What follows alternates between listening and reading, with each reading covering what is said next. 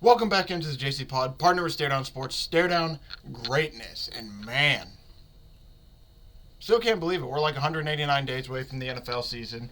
Still got March Madness looming. March. It's literally in 2 days. It's crazy to think about that. Wow. We just felt like beginning of the week we were talking about, man, we got a week or so to the Super Bowl, talking about Chiefs, Eagles, and now we're 2 days away from March, which means we're 2 days away from the beginning of the madness. I know the madness starts in, I think late March, but it's March season. I mean, it's madness season when we hit March. I'm not saying it's March season when we hit madness, but you know what I mean. It's madness season when we hit March, and it's officially about that time, so, man. So excited. Speaking of that, talking to my boy Rowan, for sure going to have him on next week to just basically talk to us about, what we should know before March Madness happens, since, like I said, I haven't talked about it too much on here.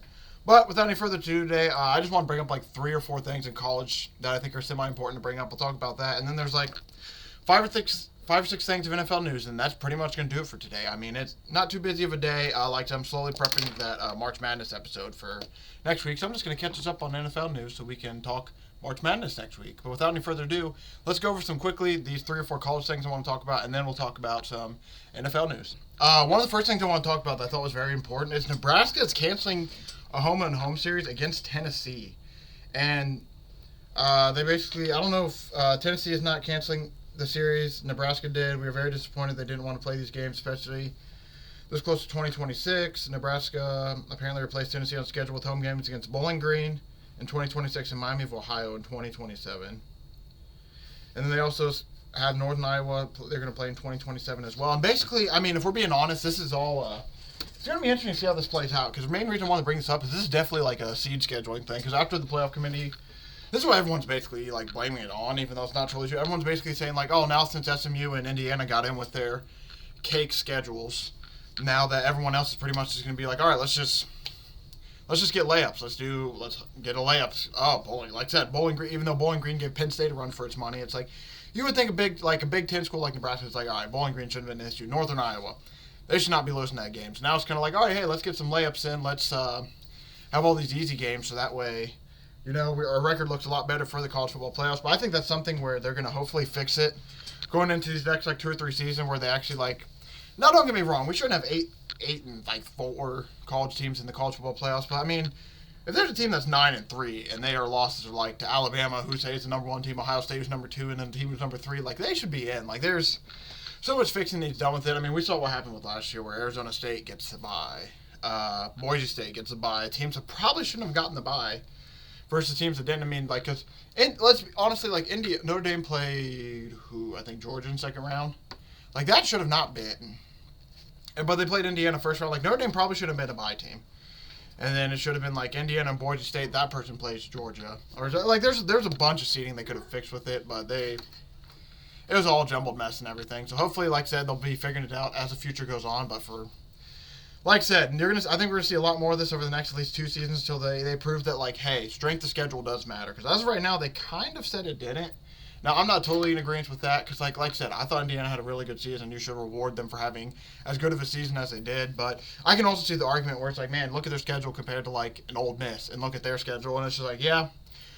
But, I mean, like I said, these schedules are made so far in advance, too. It's you can't really, you can blame them, but not blame them too much. It's man, Indiana made the schedule, I think, 5-6 years ago at the minimum, when this wasn't even an option for them to make the 12-team college football playoffs. So that's why I wanted to bring this up. I thought it was very interesting that Nebraska has never played Bowling Green, by the way, or Miami of Ohio. So it's going to be a good matchup for potential for Miami of Ohio and Bowling Green to be hey, maybe we could steal one. But basically, why Nebraska is doing this, I think, is simply for the fact that they're trying to make their schedule look a little bit nicer, especially with some of the tough losses they had last season. So it's going to be interesting to see what the cause and effect will be that. There's a few teams that are canceling their spring game as well. I don't know why. Officially, but it's here we go. We're not going to have a spring game over the last 2 years. We played 30 games. Head coach said that's a lot of college football. 14 2 years ago, 16 this year, and I just mentioned we've had 25 guys get invited to the NFL Combine the last 2 years, so we've got a lot of young players on our roster. Which, when you come out and say that, it's when you want to play the spring game then to see where they're at. And then apparently that youth means the team needs to change its development process, Sarkisian said, adding that the Longhorns will take more NFL-driven approach similar to the way the league holds OTA activities and all that. I don't think that's I don't think it's horrible, but I mean, as a guy who's played in those spring games before, The guys playing the spring games before, I mean, people are sitting here like, oh, don't get him injured, don't get him that. It's like spring game, people are taking these spring games like actual, like, games. Like, don't get me wrong, I have a former collegiate athlete. Like, we had spring games that are, I mean, we had fall games as well, we had spring games. I mean, these weren't like, yes, you were hitting, yes, you're getting roughed up, yes, I guess there was a chance of injury, but, like, it's like, if you're, like, a real key player that, like, hey, we know you're going to play next year, like, this at least went for us, for example. Like, for example, my junior year, I play in did we even have a spring game? I don't think we did. Because of COVID and all that. Yeah, that kind of screwed everything up, huh? But, I guess it would be sophomore year. Yeah, sophomore year, we had a fall game, which is basically like our version of a spring game, because we have a spring game and fall game. But no, we basically, I mean, like, if you were a key guy, you were playing a third, maybe even a quarter of the plays, and you're playing them, a lot of them in the beginning, and then, hey, you're sitting and watching while a lot of these young guys get the reps. Because that's where I think it matters the most. Is like, hey, get these young guys as many reps as you can. Because I understand player safety. Let's keep the players healthy. Let's not get them hurt. But it also goes the other way, where if you don't play them at all, one, they aren't going to be ready, and two, their bodies aren't going to be conditioned to take the hits and everything. Like, I understand it's also the spring. We don't need to get guys hurt in April, May, and then when we don't have a season until August. But like I said, it's one of those things you look at, it's like, man, don't get me wrong. I was a guy I wasn't the biggest fan of practice, but I know how important it is, and I knew how important, like, hey, this helps you get development, so the games are that much easier. So, like, I'm not the biggest fan of taking away the spring games, but also I kind of get it. Like, it's also mainly a thing for the fans as well, get the fans excited for the team. But hopefully they can do something for the fans in that case, because there's a lot of fans that looked up to it, and going to watch it. And like I said again, I just think it's the fact that with how many young guys he especially said they have, I think you should probably do it just to give the guys extra reps, like extra game reps in a game situation. But spring games aren't that biggest of the deal at the end of the day. Like, at the end of the day, especially with this new transfer window, like, you can play a guy and you can realize, like, oh, I'm not going to play at all, transfer. And it's a win-lose, I feel like, both ways. But personally for me, I would like the spring game if I was a player, just for the fact that, like, hey, it gives me, especially if you don't get to play too much, like, that's a chance to show out. If you have 3 or 4 sacks at the spring game, all of a sudden, all summer, while you're training, the team's looking at, like, man, Eli Jackson had 4 sacks in the spring game. I mean, that guy, you might need to keep an eye on him going into the next season. Like, I don't know. Like I said, it's one of those things where it's like, I can understand why they don't do it, but also kind of stinks that they aren't doing it, because it's like, man, it gives you development time. Like, if they were a way older team, I'd also get it. But also, too, like I said, they've played 30 games the last few seasons. Maybe they don't need it. Maybe they don't need it, and I'm just talking out my ass. What was the other thing I wanted to bring up? There's something. I know it's Abdul Carter injury. There's an Abdul Carter injury I'll talk about in the actual NFL section. Fickle gets a 1-year extension through 2031. So basically, I don't know how long they're going to keep him. Basically, restructured deal, so if they fire. So basically, I think the way they made it sound is they restructured the deal, so that way if they do fire him, see, Fickle originally had a 7-year contract, paid him an average of $7.8 million per year when Wisconsin hired him away from Cincinnati. That contract calls for him to get an annual review that would result in a 1-year extension based on satisfactory performance. So basically, from what I'm understanding from this is, basically they gave him a 1-year extension, spread out the money a little bit more, and then I'm assuming if there's a buyout, the buyout's not as expensive as it used to be. I'm sure they negotiated that as well. Be like, hey, your buyout's going to be a little bit cheaper. They did not have the best season last year, but basically, I think, this is them basically saying, so basically, that's actually hilarious. Wisconsin's athletic board also approved 1-year extension recommendation for volleyball coach, the women's soccer coach, and the men's soccer coach. They're on 5-year deals that will now run through 2030. So basically, this whole athletic department will be done by 2030, 2031 when it comes to coaches. So I'm going to be very interested to see what they decide to do with that, because that might. I wonder if that's a sign of, like, hey, let's get ready to clean. Because I don't know Wisconsin sports that well. I don't know how good their volleyball team's doing. I don't know how good their soccer team's doing. It makes me wonder if it's like, hey, is that going to be a clean house situation where, like, hey, let's just clean everybody out at the same time, or is it just convenient that these all worked out? But, like I said, Fickle's on thin ice with how he's been there. I'm assuming that if he doesn't turn around in season 2, I'm assuming that he will be not playing too much longer. Played him a lot. I'm assuming he won't be coaching the Badgers too much longer. He's still a good coach. He just might end up at a smaller program. The last thing I want to bring up college-wise is Big Ten and the SEC are pushing for college football seating changes. I'm prepared to vote for seating change. SEC Commissioner Greg Sankey said, but it had to be unanimous. This makes a whole lot of sense because let's be honest, the seating was absolutely diabolical last year. But I do agree at the same time. I really hope they just need to fix it. Like, there's so much wrong. It sucks because for the group of five probably is going to get screwed over in this. But at the same time, they do need to fix it because no, for example, I love Boise State. I loved what they did last year. Loved Addison Genty. They shouldn't have gotten to bye, man. They should have been. I argue it can't be Notre Dame obviously because of the way it works, but it should have been somebody else that got a bye. We should have not had Ohio State Oregon first round. I believe that was the first round matchup.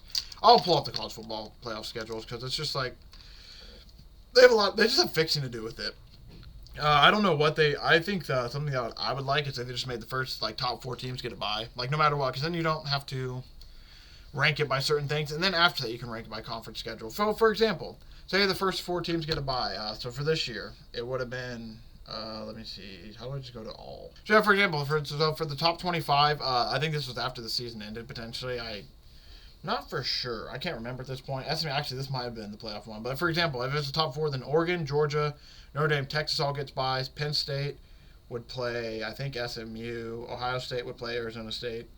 Indiana would play Tennessee. I'll probably butcher that a little bit because I'm just, trying to bounce. This team, at 12 would play 5, right? 12 would play 5, 6 would play 11, 10 would play 7, 8 would play 9. Yeah, so I messed it up a little bit. So, yeah, I missed Penn State. Penn State would play SMU, Bama would play Ohio State, Tennessee would play Arizona State, Boise would play Indiana. That'd be a little bit better, but they still might have some tweaking to do from that. But overall, like I said, I do think they need to fix it a little bit just for the fact that, it's just for the bye. I wasn't a fan of the bye situation. I didn't disagree with who got in, really. Clemson not getting in, South Carolina not getting in, and Miami and Florida not getting in, and Ole Miss. Same with BYU. Those teams not getting in, I was kind of okay, makes sense based on what we've seen this season. But like I said, seeding-wise, it was just ugly, man. Because then you end up with, weird games that just... Weird playoff games to begin, in the beginning round. Notre Dame, Penn State, and Ohio State, Texas playing at the end. That was cool. We like that. Notre Dame, Georgia played second round. Cool. But Arizona State, Texas first round. That was, the only really good one. Oregon, I guess... I don't think Ohio State, Oregon should have been playing first round. Ohio State definitely got bummed with this. But like I said, they're going to fix it. Big Ten and SEC are talking about it. I'm very curious to see what they decide. All right, who gets the bye? That's going to be the biggest question I have out of this. Is who gets the bye and because like I said, if it's top 4 teams, then I don't mind that too much. Top 4 teams makes sense. That allows you at least to, like I said, if it's top 4 teams, that at least allows you to just have the top 4 teams. But people will still find a way to complain. Let's be honest. So that's going to really do it for college. Like I said, I just want to bring some of that up because that is some massive changes. Because like I said, we expected them to change college football playoff seedings. That's for sure going to happen. Now, it sounds like Nebraska canceling the home-and-home series with Tennessee. That's a big, okay. That also maybe tells us a little bit of Nebraska. Scared they can't beat Tennessee a little bit, maybe. But also, like I said, that's the main reason we talked about it is I think it's mainly for the fact that they want an easier schedule, make it look good. Hey, we're 11-1. How did we miss the playoffs? When maybe that 11-1 isn't nearly as good as an SEC 9-2. But like I said, we'll have to see what happens because there's no way this is going to get all figured out. And the CFP commissioners meet as well. They met a day or 2 ago as well. So like I said, we're going to have to figure out see what happens with that situation because that's going to be big. This was first year college football playoffs. I don't think a lot of people were... a lot of the games were blowouts, which really, really sucked, except the final game was kind of a blowout. The first few games were a blowout. There's some good games in between. They just need to find a way to balance it and maybe make it not run as deep into the NFL playoffs as it did as well because I think that kind of affected some people. I think we talked about in this show... maybe we didn't. So we'll go over that first, I guess. Yeah, I guess we did miss it, huh? There was actually a lot we missed. Holy shit, I forgot how... So we talked about the open competition, I think. No, maybe we didn't. So Jets upset... Oh, man, I forgot we actually had a lot more to talk about. I guess I misspoke, so let's get right into it. Some of this will be quicker, some of it... Not too much. So, man, I forgot how much NFL news there actually was. Steelers GM, all options on the table until a QB is signed, so I don't know what they're going to do. Basically, it sounds like they're in market for any QB that's available. They were one of the main ones for Matt Stafford, so it'll be interesting to see if he ends up there. But if you know a veteran QB, The Steelers are probably interested. I'd be curious to see if they keep Justin Fields. That's what I think a lot of Steelers fans want. Is like, I don't know if it's the diehard Steelers fans, but there's been a few I've heard of. It's like, hey, bring back Justin. He wasn't that horrible. Bring back Justin. So I wonder if that would happen there. Tyreek Hill undergoes surgery to repair his wrist ligament. He'll be out for most of the offseason as he recovers. This is something that I think got damaged recently when I forget if he heard it I think he heard it before the season a little bit, and then he was going to play through because it wasn't horrible, and then he had the whole arrest situation happen that made it that much worse. Then he played injured all throughout the season, which make a lot more sense. He had his lowest season total since 2019. And if he played injured with a hand injury throughout all of it, would make sense. There's also times he's just jogging off the field hurt, and you're like, oh man, what's wrong with that guy? Another thing too, by the way, I forgot to talk about in the college football thing. Quinn Ewers played the last 12 games of the season with a torn oblique, pretty much, or played the rest of I don't know if it's fully 12, but basically the end of the season he played with a torn oblique, which makes kind of sense why he played as bad as he did at some points. So it's like I said, I'm not going to fully judge the kid totally. I already said I wasn't the biggest fan of him beforehand, but now it's kind of like okay, that kind of makes a little bit more sense than why he's playing so goddamn bad, because like I said, playing with a torn oblique. The Ravens GM said the sexual assault allegations against Tucker are concerning. I want to see if he actually came out concerning, which says the team will let the NFL investigation handle it. Basically, of course, that's all they said was that he said it was concerning. I was hoping that there would be Apparently, DaCosta said he became aware of the accusations when Baltimore media outlet was about to publish the allegations, and that he met with Tucker, but when he declined to provide details Tuesday afternoon of that conversation. So, sounds like while the Ravens have a zero tolerance policy, DaCosta said the team will wait for the results. I mean, we saw the situation with Ray Rice. I mean, they got rid of Ray Rice, I think, like that. Once they figured out it was true, it's like, all right, hey, get going. I can't remember fully because it's been forever ago, but I would not be shocked. I mean, it would suck for them to do, but if all this is true, I would not be shocked. There's a good chance they just release him and let him go, because that's kind of how the Ravens are. Like, they don't. Sucks to say it, but like I said, I mean, they let Ray Rice go. Like, don't get me wrong, Justin Tucker, probably if you go like side by side career, probably compare his career, is probably a little bit better than Ray Rice's. But I don't think the Ravens would mess around with that too much, especially if all that is true. Like I said, I don't think they're going to do what the Browns did. Apparently, the Giants GM said they're going to look under every rock for a quarterback.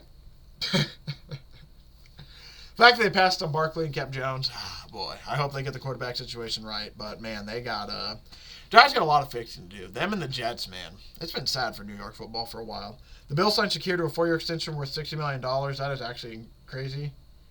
But that's actually not. I mean, that's a good amount of money. Especially for what Shakir is, I'm shocked at $60 million. I mean, that's not a huge amount of money, I guess, but at the same time, for NFL wide receivers, pretty sizable. I mean, he's not making like 30, 40, 50 million a year wide receiver like Jamar Chase might be making, but I mean, 4 years, $60 million is pretty good. I don't think Shakir's mad about that at all. And to be fair, he was one of their better wide receivers last year. I mean, he was one of the main reasons he's one of Josh Allen's main targets, so I kind of get that. Chiefs anticipating Travis Kelce to be back in 2025. I don't think that's too much of a shocker at all. Especially after the loss we talked about a little bit. I don't think that's a shocker at all. Kirk Cousins to remain the backup quarterback. Yeah, that's not going to happen. They're going to get rid of him before the beginning of the season. The longer Kirk Cousins stays there, the more issues that's going to cause, especially in the bleeds into the season. They're going to want to get him out of there. And I think that I don't know who they'll get him out of there for, but they're going to trade him to somebody. That's for damn sure. That's a wild situation because you can't blame them. Now drafting Michael Penix where they did was a great move. But just now you look at it the other way where it's like, maybe signing Kirk Cousins that massive deal and not even playing him a full season was a big issue. And that's kind of the NFL today now where guys are their NFL ownership is risking so much shit on hey, let's pay $250 million for this quarterback and then let's also draft a quarterback. And then you would think would make sense, but then usually it's like, all right, most teams would be like, all right, let's groom him at least for a year. It'll start halfway through the season. I mean, Kirk Cousins was playing horrible. I can't blame him at all. But they're like, nah, fuck this. We're playing Michael Penix.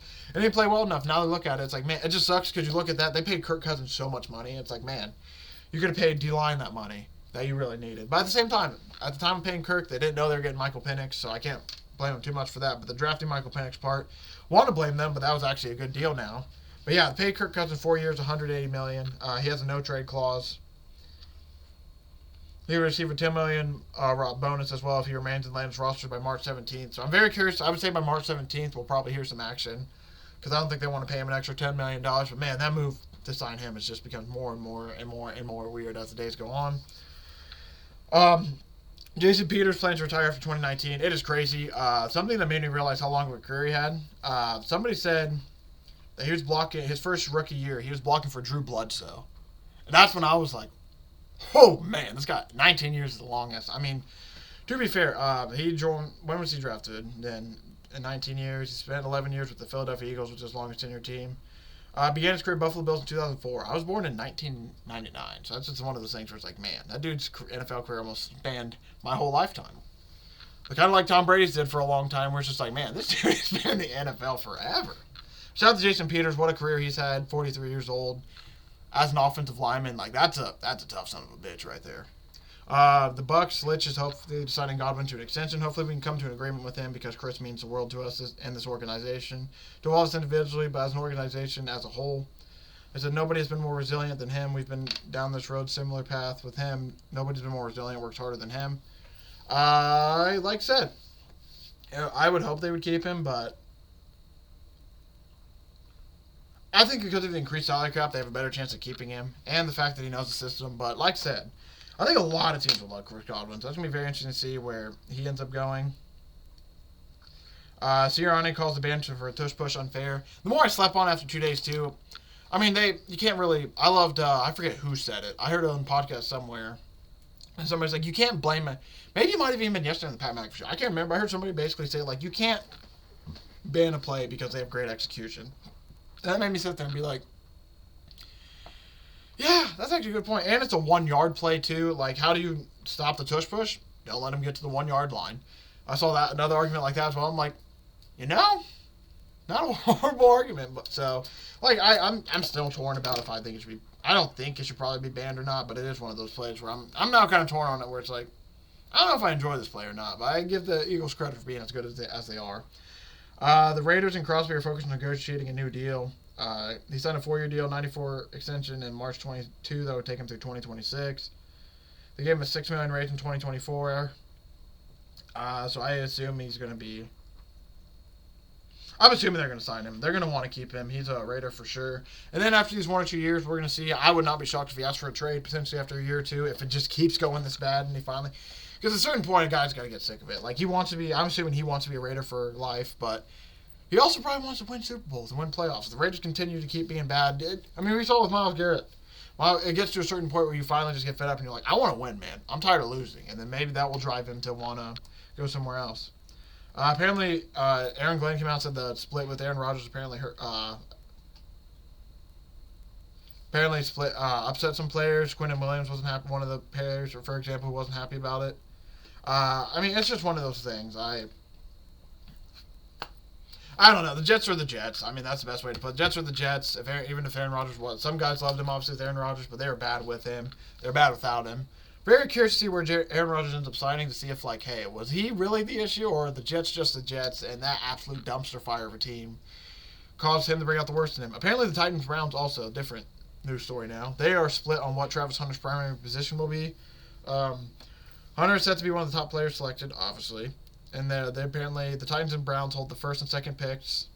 They don't know what he wants to do. In terms of Travis Hunter, cornerback receiver, the answer is yes. Browns general manager Andy Berry said he can play both, and I think that's what makes him special. We would like to see him as a receiver primarily. He said again, and brought out again, what makes him a bit unicorn is the fact he can do both at a high level. So I'd assume they'd mainly play him at receiver, but maybe it's like a bit massive third down. Hey, we need a dime package. Hey, let's throw an extra DB out there. Travis. Let's see. Meanwhile, the Titans head coach Brian Callahan does very realistic that the young star plays both ways, but he thinks Hunter would start at cornerback and then be worked as wide receiver. I would like it that way for sure, because I think it's really, really, really hard to find a good corner in the NFL. Versus now with it's become a lot easier to find a good wide receiver. So why would you not play Travis at mainly corner? And then, hey, the best part too is it works. If he's getting absolutely just shredded for a few weeks, give him 2 or 3 weeks off, play him out receiver.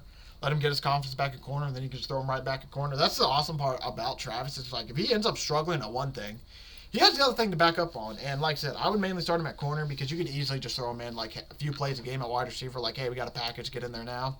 Hey, the Travis package, bring in Travis for this. I feel like it's a lot easier than him being at wide receiver all game. And then you're, like I said, a random third down, be like, all right, dime, Travis, get out there. I would like it a lot more if Travis was able to stay on defense and then come in on offense. But we'll see. Going to be very, very awesome. the team, apparently Browns GM also came out and said they are not interested in trading Myles Garrett. We're going to see if they end up paying him or if they finally fold and like, hey, you know what? You're right. Because I think he's going to end up wanting out.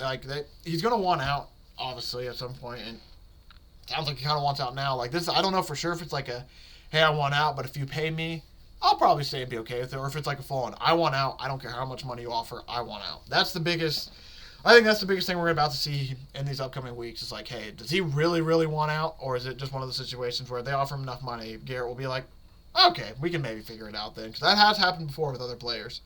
Bengals prepare to make Chase the highest non-paid QB. We're going to reward Jamar, Tobin said, which is awesome.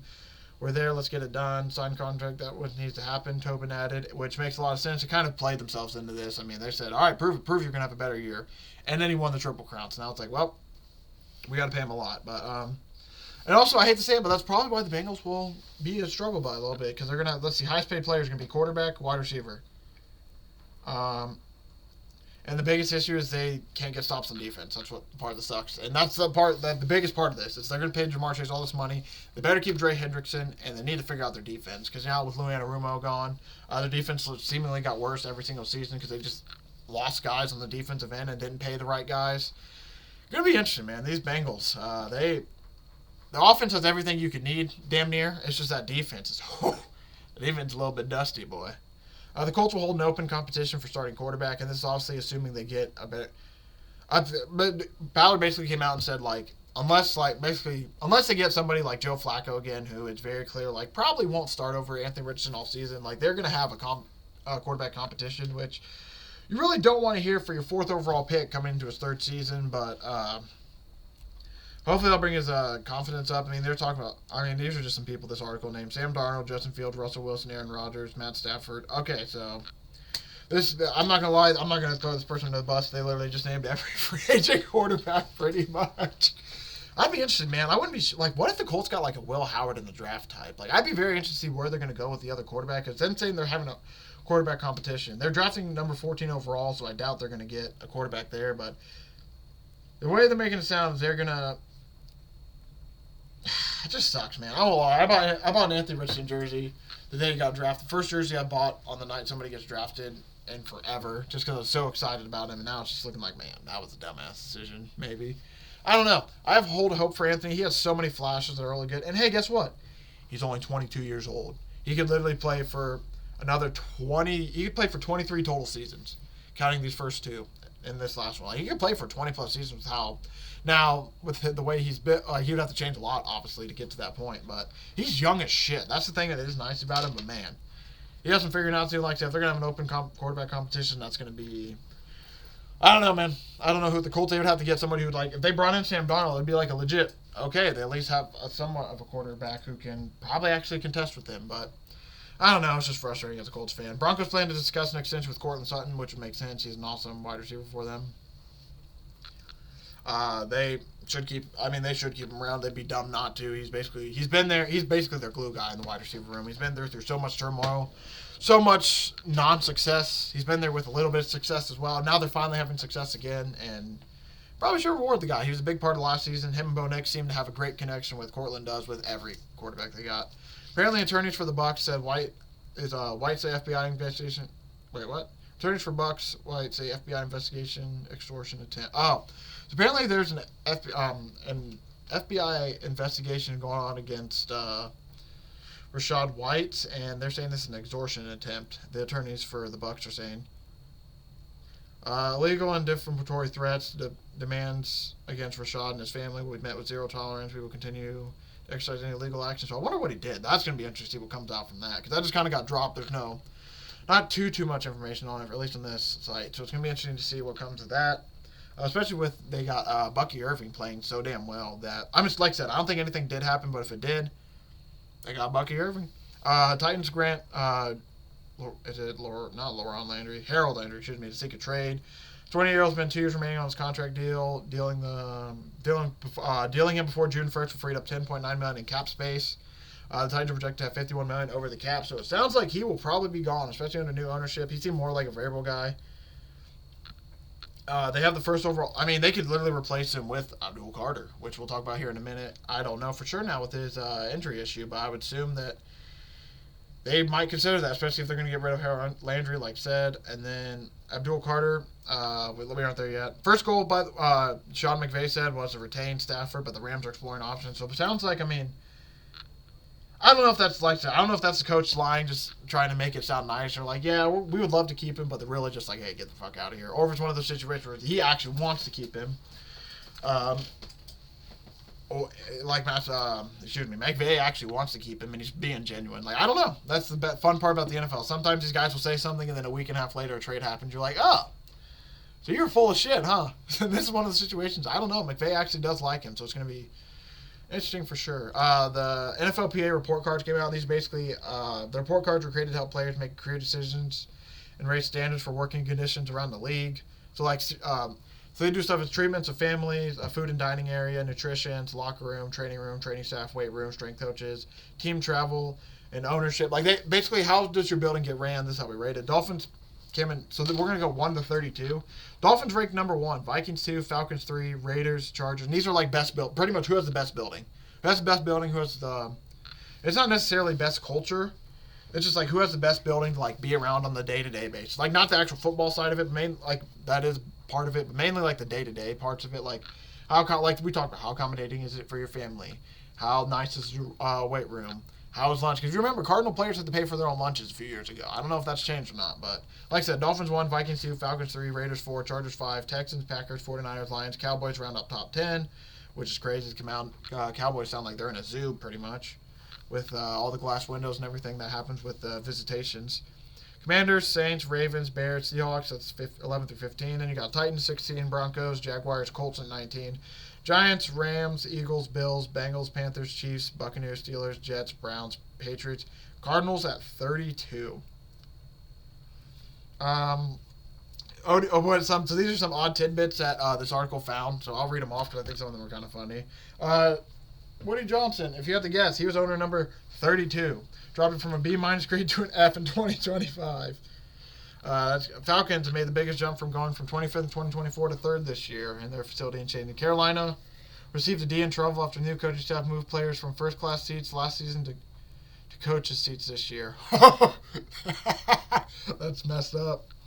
The Bengals are the only team in the league to provide neither game day care or a family room, that's them being cheap. That's insane. 2 teams based in the head coach category were new hires. The top 2 teams the Falcons and Commanders were new head coaches. That completely changed their stuff around. But yeah, man, the Bengals are the only team in the league to provide neither a game day care nor a family care room. That's actually kind of fucked up. I'm not gonna lie. Like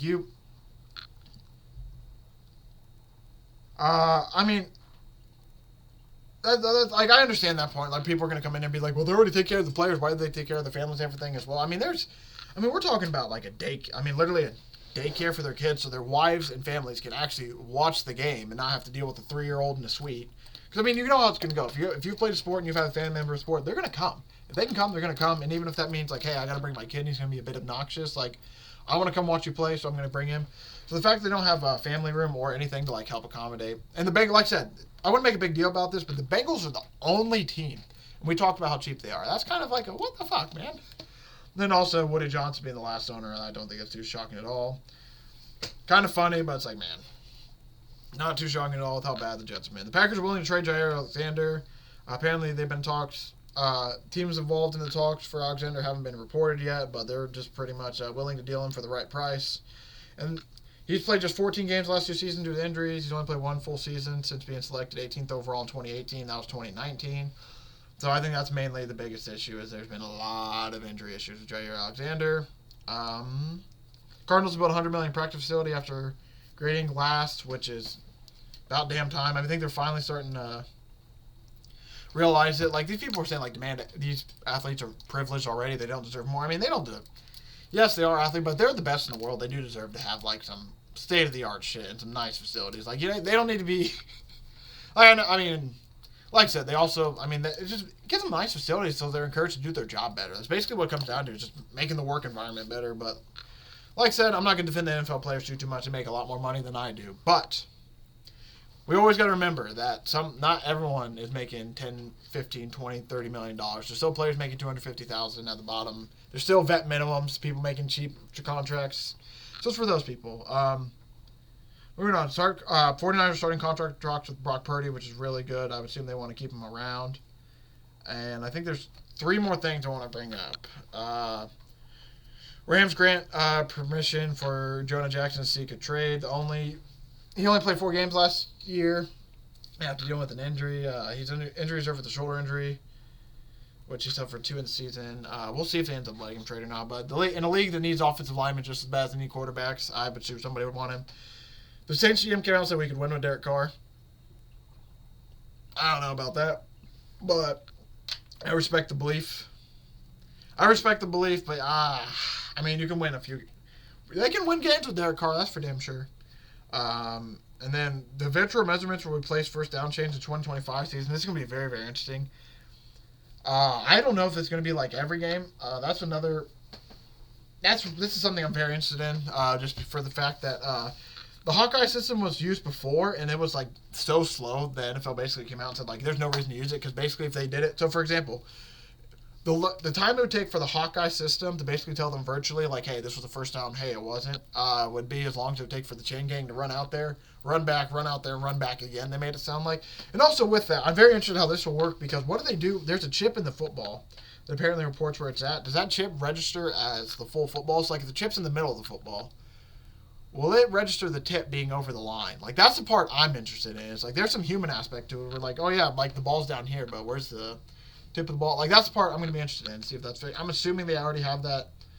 In mind if they're planning on already moving it out. But I think it will just help. I think with the chain gang, we'll have to see. I don't know. Like I said, because they ran it in 2021, they weren't the biggest fans of it, but now it's been like 4 or 5 years. Maybe they found something that'll make it a little bit better. Also, the NFL is also considering expanding the number of fouls that qualify for replay assist. Possible additions include roughing the passer calls below the knee, unnecessary roughness calls involving a defenseless player, face mask penalties, and horse collar tackles. I don't necessarily like that there's so much that they're going to review now at this point. I don't. And also, if you remember, the Eagle Eye called I forget what his last. If that was what was his last name when he was offsides a few years ago against the Patriots when he clearly wasn't. I mean, that's where the Hawkeyes going to be interesting for the fact of that, especially because they're coming back and they're going to change all these calls. I mean, let's be honest. There's some horrible roughing the passer. There's some horrible face mask calls, but is it really for the greater good to change all of these? That's what we'll have to see. I would hope so. I would hope this would be better for the league and everything, but we'll have to see. Wow.